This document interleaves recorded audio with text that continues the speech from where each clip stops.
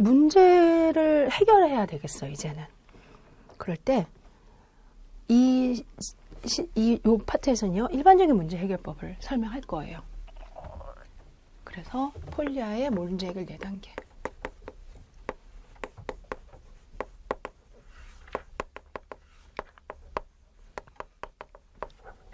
그리고요, 좀 특수한 문제 해결법을 설명할 거예요. 바로 수학적 모델링.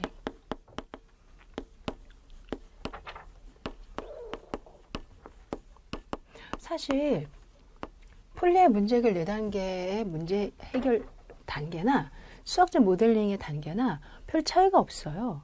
그런데 아무래도 누구의, 손 어떤 이런 게 있다 보니까 여러분들이 구별을 좀 해주셔야 돼요.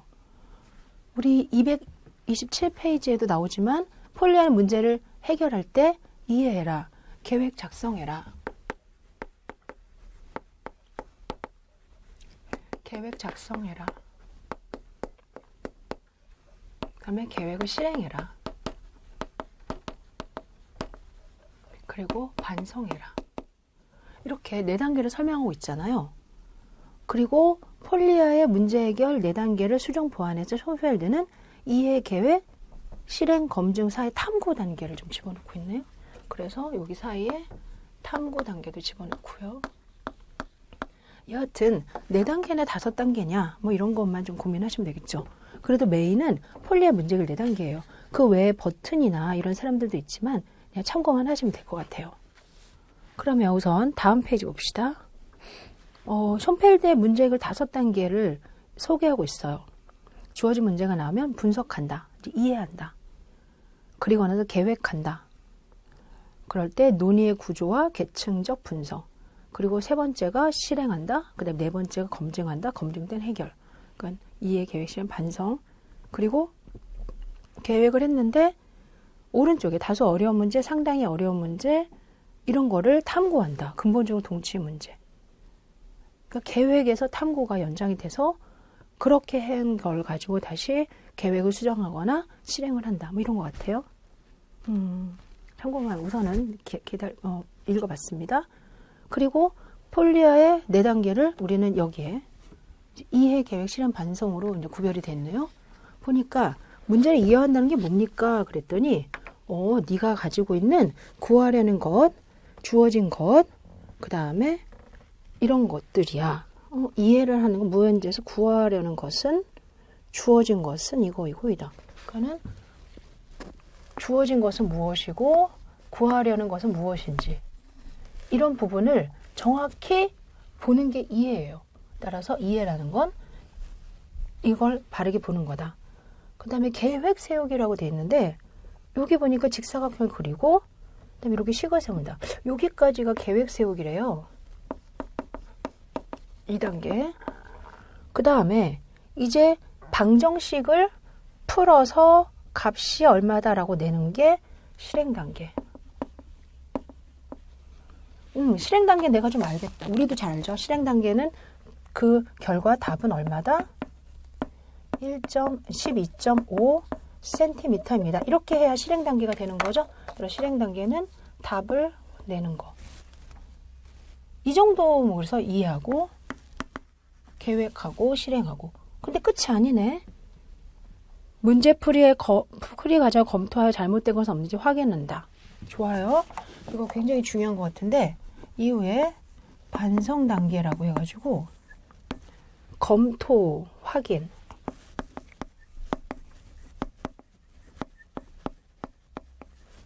그 다음에 또 다른 방법으로 문제를 해결할 수 없는 조사인데 다른 풀이법.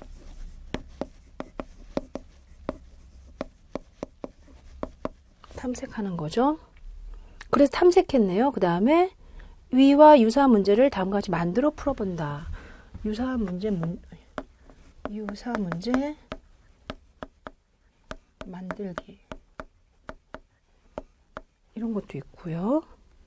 그래서 둘레의 길이가 35cm인, 그렇죠. 아까 35cm인데 직사각의 가로의 길이가 세로의 길이보다 3cm 더 길 때, 2.5배가 아니라 3cm 더 길 때 이렇게 바꿔서 만들기도 했어요. 한다. 우선 4단계를 저랑 같이 봤어요. 그래서 이해하는 거는 주어진 것 찾으려는 것이 뭐다를 아는 건가 봐요. 계획을 세운다는 거는 이 문제의 뜻에 맞는 그림도 그리고 또 식도 좀 세워보는 거예요. 그리고는 뭐래요? 아, 이렇게 계획을 세웠으니 풀면 답이 나오겠네. 뭐 이런 거겠죠? 실행을 한다는 거는 내가 주어진 문제의 답을 구하는 거, 그리고 반성을 한다는 거, 뭐 이런 걸 하는 게 반성인가 봐요. 학교에서는 대부분 이 노란색은 절대 하지 않는 것 같은데 해야 되는 건가? 폴리아 말에 의하면 하는 건가 봐요. 네, 넘겨봅시다. 문제 해결의 각 단계에서 교사는 아이들에게 꾸준한 발문과 권고를 제시해야 됩니다. 바로 폴리아는 이 각각에 대한 권고와 발문을 제시하라. 이걸 교사가 해야 될 일이라고 했어요. 그때 이해 단계라는 건 뭐래요? Understanding the problem. 그래서 주어진 거 구하려는 것을 정확하게 알고 용어의 뜻을 파악하며 문제를 분석하는 단계. 즉, 이 문제, 내가 학생들한테 제공한 이 문제를 정확하게 아는 게 문제 2예요. 그러기 위해서는 학생들한테 미지인 게 뭐야? 주어진 건 뭐야? 조건은 있어? 조건은 만족될 수 있니? 조건은 미지인 것을 구하기에 충분하니 불충분해 과다하니? 그림 한번 그려볼래? 아, 여기서 말하는 그림은 이 그림이 아니라 이 문제가 만약에 길어서 학생이 이해를 하고자 한다면 그려볼 수 있는 그런 그림이라고 생각하시면 돼요. 기호도 붙여볼래? 조건을 여러 번 분해해보아라. 이와 같은 권고와 발문을 누가? 교사가. 그렇죠? 교사가. 하지만 나중에는 교사 없을 때도 스스로 문제를 풀어야 되니까 이후엔 누가? 자기 스스로가. 꾸준히 계속 대화를 하는 거예요. 그러면서 문제가 완성돼서 풀릴 때까지. 계획을 한다는 건 뭘까요? 이제 드디어는 이 주어진 것이 무엇이고 찾으는 것이 무엇인지를 알았어요. 그랬을 때 이 주어진 것과 찾으려는 것을 연결할 만한 전략이나 전술을 고민해 보는 시간이 계획이겠죠. 그래서 계획을 했다라는 거는 주어진 것과 구하려는 것 사이 관계를 파악하는 단계, 여러 가지 문제 해결 전략을 사용하죠.